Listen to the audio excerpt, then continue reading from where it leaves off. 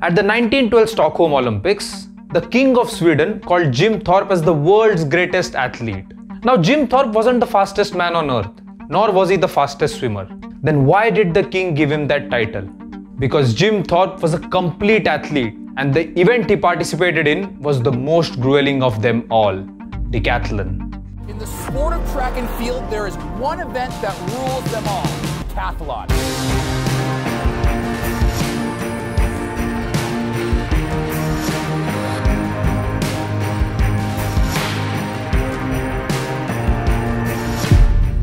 Before delving into the event's details, let me tell you something. A sprinter trains his entire life to run those short distances at the Olympics. A javelin thrower trains his entire life to hurl the javelin the farthest at the Olympics. The same goes for any other track and field athlete who specializes in a particular discipline. For decathletes, it is about putting equal effort in 10 track and field events. You must have heard the English saying, "Jack of all trades, master of none." To be the best in decathlon, you not just have to be the jack of all trades, but a master in each one of them. This is exactly what Tejaswin Shankar, India's national record holder in high jump, is trying to do. He has taken up decathlon and is already an Asian medalist in the event. The next time you see him compete, you shouldn't be confused about what is happening. So make sure that you watch this video till the end and share it with your friends. The word decathlon comes from the Greek deca meaning 10 and athlon meaning contest or prize.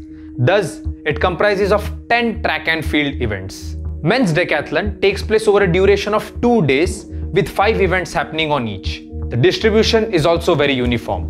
Both days have 3 field and 2 track events respectively. Day 1 starts with a 100-meter dash. It is followed by long jump, short put and high jump. A run of 400 meters ends proceedings on the first day. Day 2 follows a similar pattern. It begins with 110-meter hurdles, a track event. Next up are 3 field events: discus throw, pole vault and javelin throw. Just when the athletes are tired after giving their all, they have to run 1500 meters to cap off the event. The most confusing part for everyone following decathlon is, how do they decide the winner? Yes, it is a bit tricky, but now that you are watching this video, you will become an expert. Just make sure that you don't lose focus. Decathlon follows a scoring system in points. For this, the timings of track events and the distances of field events are converted into points.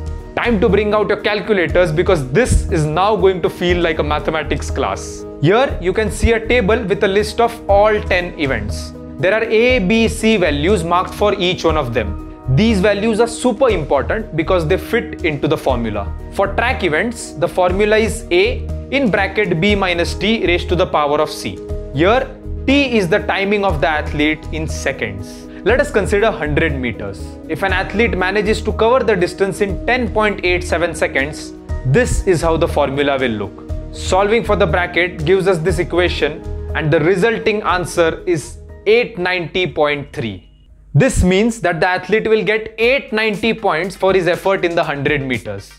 For field events, the formula is A in bracket D minus B raised to the power of C. Here, D is the distance measured in meters. It is very interesting to note that the value of C, the power index, is greater than 1. This means that the scoring system is progressive and it becomes harder to improve once you become an expert. Beginners, on the other hand, can make huge gains easily. To approximately gauge the number of points an athlete can earn in each event, check out this table of benchmarks. At the end of day 2, the points from each and every event are tallied and naturally, the person with the highest number of points wins.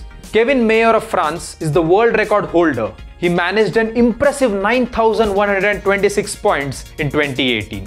For the Olympic gold in Tokyo, Damian Warner secured 9,018 points, creating an Olympic record in the process. Let's take a look at his performances. Running is obviously Warner's strong suit, as he racked up a lot of points in the short distance events and long jump. However, to become the world's greatest athlete, only being a good runner is not enough. You need to excel in every discipline.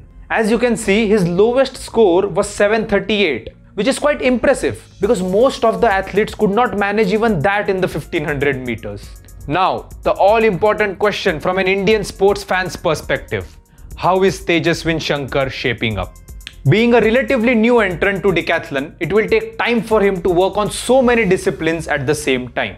At this year's nationals, he managed 7,576 points to win the gold medal, qualifying for the Asian Games in the process. Being a high jumper, he obviously earned the most number of points there. Looking at his scores, it is pretty clear that Tejaswin excels in track events and jumps. The pole vault and throws need a lot of improvement. If he manages to work on them, he has immense scope to take his tally up to 8,000 points and beyond in the near future. Make sure that you religiously follow decathlon at this year's Asian Games and support Tejaswin Shankar. If anyone finds this event confusing, immediately share this video with them.